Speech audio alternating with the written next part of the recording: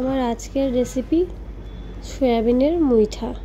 ভিডিওটি শুরুর আগে বলে রাখি, আমার ভিডিও যাদের ভালো লাগে তারা প্লিজ সাবস্ক্রাইব করে আমার পাশে থাকবেন। সয়াবিনের মুইঠা বানানোর জন্য কিছুটা সয়াবিন সেদ্ধ করে জল ঝরিয়ে রেখে দিতে হবে। সয়াবিনগুলো ঠান্ডা হয়ে যাওয়ার পর এভাবে ভালো করে চটকে বাকি জলগুলো বের করে নিয়ে মিক্সিং জারে দিয়ে ভালো করে পেস্ট করে নিতে হবে। আর মাথায় রাখতে হবে যেন কাদা কাদা না হয়ে যায়। বেশি কাদা কাদা হয়ে গেলে কিন্তু মুইঠার শেপ আসবে না, আর ভাজার সময়ও মুইঠাগুলো ভেঙে যেতে পারে। এরপর সয়াবিনের মধ্যে আমি এক এক করে মশলাগুলো দিয়ে দেবো। প্রথমেই দিয়ে দিলাম আদা বাটা, এরপর দেবো সামান্য একটু ধনেপাতা ও কাঁচা লঙ্কা বাটা। ঝালের পরিমাণটা তোমরা কমিয়ে বাড়িয়ে নেবে। তারপর দিয়ে দিচ্ছি ধনে গুঁড়ো, একটু কাশ্মীরি লঙ্কার গুঁড়ো, একটু হলুদ গুঁড়ো, আর দিয়ে দেব সামান্য জিরে গুঁড়ো, একটু নুন দিয়ে দেব। নুনের পরিমাণটা তোমরা তোমাদের স্বাদ অনুযায়ী দিয়ে দিও, আমি আমার স্বাদ অনুযায়ী দিয়ে দিয়েছি। এরপর একটু ভালো করে চটকে এর মধ্যে দিয়ে দেব বেসন। বেসনটা দেওয়ার পর ভালো করে মাখিয়ে নিতে হবে। এই বেসনটা দেওয়ার কারণে কিন্তু মুইঠার শেপটা দিতে সুবিধা হবে, আর তেলে দেওয়ার সঙ্গে সঙ্গে এটা ছেড়েও যাবে না। এরপর আমি এক এক করে মুইঠাগুলোর শেপ দিয়ে নিচ্ছি।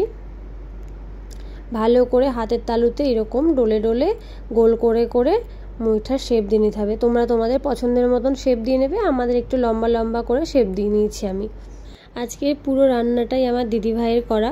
আমাদের খেয়ে খুব ভালো লেগেছে, তোমরাও ট্রাই করতে পারো আর জানিও কেমন হয়েছে। এক এক করে প্রত্যেকটাই আমাদের শেপ দেওয়া হয়ে গেছে। আমাদের টোটাল 8টা মতন মুইঠা হয়েছিল।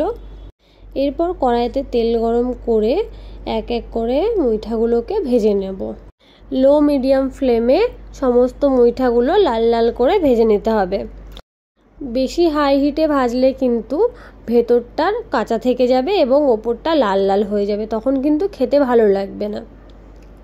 আমার মুইঠাগুলো বেশ সুন্দর করে ভাজা হয়ে গেছে, দেখেছো কি সুন্দর রং চলে এসেছে।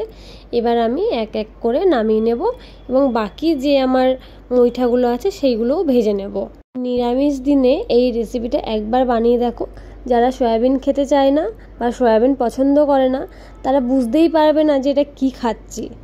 এত ভালো হয় খেতে, আর নিরামিষ দিনের জন্য তো একদম এটা পারফেক্ট রেসিপি। আমার প্রত্যেকটা এইভাবে ভাজা হয়ে গেছে, কি সুন্দর ভাজা হয়েছে দেখেছো, একটাও কিন্তু ফাটেনি বা ছেড়ে যায়নি। এরপর কড়াইতে যে তেলটা ছিল সেই তেলের মধ্যে আলুটা আমি ভেজে নেব। আলুগুলো এরকম ডুমো ডুমো করে কেটে নিয়েছি। তোমরা যদি চাও মাংসের মতন করে কাটতে তাহলে সেভাবেও কাটতে পারো, কোনো অসুবিধা নেই। হালকা নুন দিয়ে আর হালকা হলুদ দিয়ে একটু ভেজে নেব। খুব একটা বেশি ভাজবো না, জাস্ট একটু লাল লাল করে ভেজে নেব, কারণ ঝোলের সাথে তো এটা সেদ্ধ হবেই। এরপর আলুগুলো এক এক করে উঠিয়ে নিয়ে এর মধ্যে আমি ফোড়ন দিয়ে দেব একটু হিং আর গোটা গরম মশলা। ফোড়নটা একটু ভালো করে ভাজা হয়ে গেলে এর মধ্যে ছেড়ে দেব টমেটো। টমেটোটা যখন একটু হালকা হালকা ভাজা হয়ে যাবে তারপর এর মধ্যে দিয়ে দেবো আদা আর কাঁচা লঙ্কা বাটা। আদা কাঁচা লঙ্কা বাটা দেওয়ার পর কিছুক্ষণ নাড়াচাড়া করে নেব এবং কষিয়ে নেব যতক্ষণ না পর্যন্ত কাঁচা গন্ধটা চলে যায়। এরপর অল্প অল্প করে জল দিয়ে তার মধ্যে দিয়ে দেবো কিছু গুঁড়ো মশলা, যেরকম জিরে গুঁড়ো, তারপর দিয়ে দেবো একটু কাশ্মীরি লঙ্কার গুঁড়ো, একটু ধনে গুঁড়ো। অনেকেই ধনে গুঁড়ো পছন্দ করে না, তো যারা যারা পছন্দ করে না তারা স্কিপ করতে পারো। আর দিয়ে দেবো অল্প একটু নুন আর একটু হলুদ। নুন আমি খুব একটা বেশি দিচ্ছি না, তার কারণ হচ্ছে অনেক কিছুতে নুন দেওয়া হয়েছে, যেরকম আলু ভাজার সময়, টমেটো ভাজার সময়, তাই জন্য নুনটা আমি অল্পই দিচ্ছি। এরপর দিয়ে দিলাম ভেজে রাখা আলু আর কিছুটা পরিমাণ চেরা কাঁচা লঙ্কা। আমাদের বাড়িতে ঝালটা একটু বেশি পছন্দ করি, তাই চেরা কাঁচা লঙ্কা দিয়ে দিচ্ছি। তোমাদের যদি মনে হয় স্কিপ করতে পারো, কোনো ব্যাপার না। মশলাটা একটু কষে গেলে ভালো করে তারপর দিয়ে দিতে হবে গরম জল। গরম জল দিলে রান্নার টেস্টটা আরও ভালো হয়, তাই জন্য আমি গরম জলে দিয়ে দিচ্ছি। জল দেওয়ার পর ঝোলটা ফুটে এলে তারপরে এক এক করে সমস্ত মুইঠাগুলো দিয়ে দেব। যেহেতু এটা সয়াবিন দিয়ে তৈরি তাই জল একটু বেশি টানবে। তোমরা তোমাদের প্রয়োজন মতন একটু জলটা কমিয়ে বাড়িয়ে নিতে পারো।